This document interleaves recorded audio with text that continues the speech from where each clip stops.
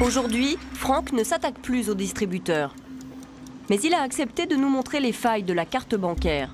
Et surtout, comment il a pu, pendant si longtemps, déjouer les systèmes de sécurité des banques.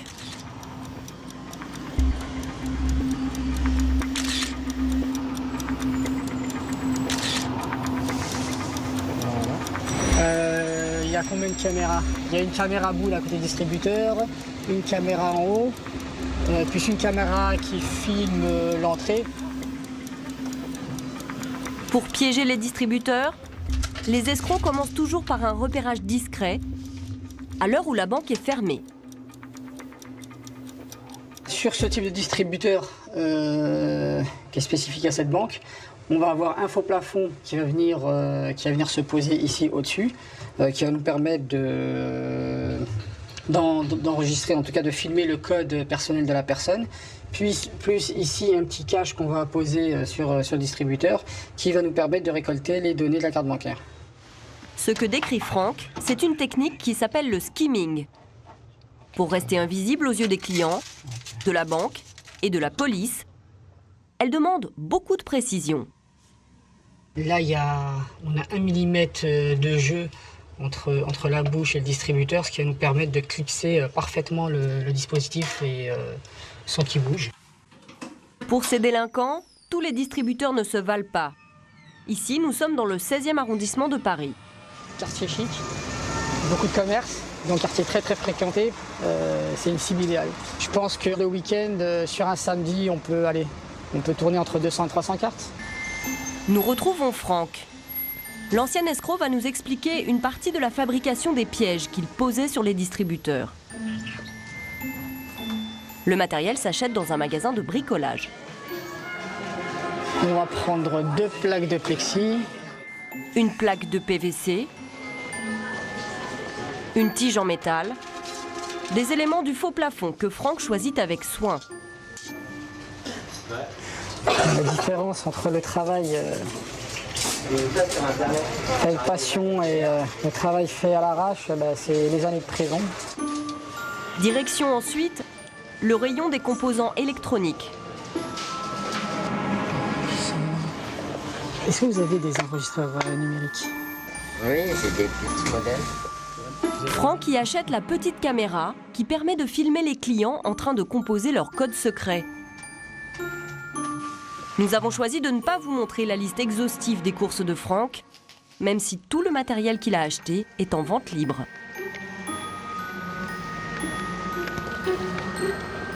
On se rend compte que le matériel qu'on peut acquérir aujourd'hui est beaucoup plus performant que celui dont on disposait à l'époque.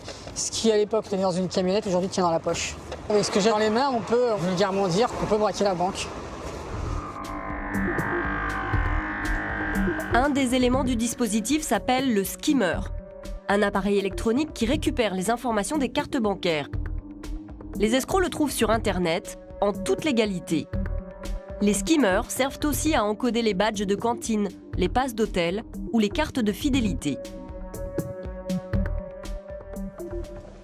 Franck ne nous dévoilera pas toutes les étapes de la fabrication du dispositif de piégeage du distributeur, d'autant que celle-ci prend plusieurs jours.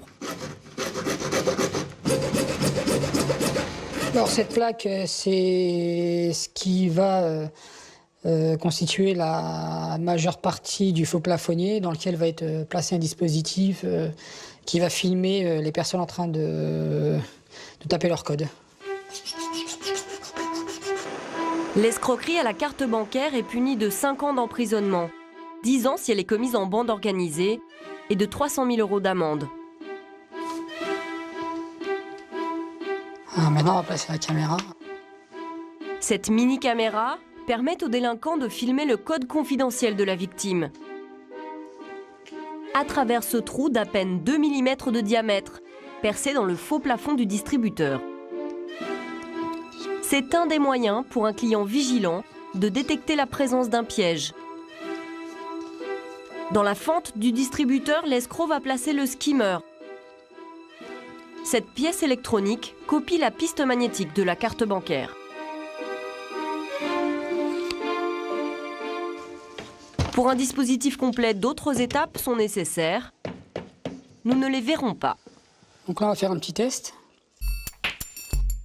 C'est avec la carte de notre journaliste que Franck nous montre comment pourrait fonctionner le système en situation réelle. Donc là, la démonstration, on fait comme si on allait retirer des sous. Donc on va insérer la carte dans le distributeur. On va taper son code, 5, 4, 9, 1. Au moment où on va taper son code, la caméra qui est placée juste au-dessus, et là on voit le petit trou qui est là, va filmer le code confidentiel de la personne. Les sous vont sortir, on va retirer sa carte, et au moment où on retire la carte est enregistrée. On a vu que ça a clignoté en vert, ça n'a pas clignoté en rouge, donc c'est que la carte a été enregistrée par le dispositif qu'on a mis là. De cette façon, Franck vient de récupérer les coordonnées bancaires de notre journaliste. Là, on va brancher le skimmer. Il détient maintenant les informations complètes de sa carte. Nom, prénom, numéro et date d'expiration. Puis il récupère le code confidentiel, filmé par la microcaméra.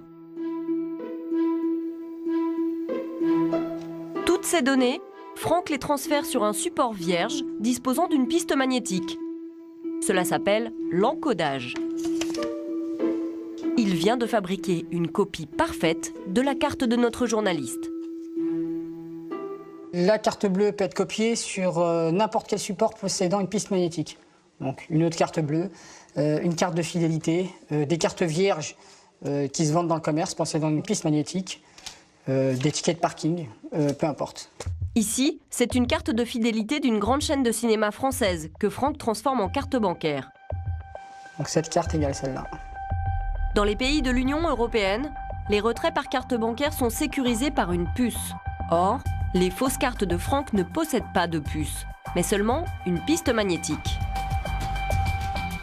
Pour retirer de l'argent sur les comptes des victimes dans un distributeur, les escrocs se rendent donc hors d'Europe. En Asie, en Amérique latine ou aux États-Unis, par exemple. En France, il n'y a que quelques terminaux qui utilisent uniquement la piste magnétique, comme les péages. Nous souhaitons vérifier que la carte de fidélité de cinéma fonctionne bien comme une carte bancaire.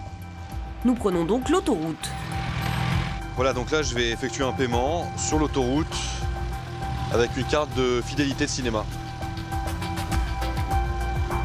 Le paiement est accepté.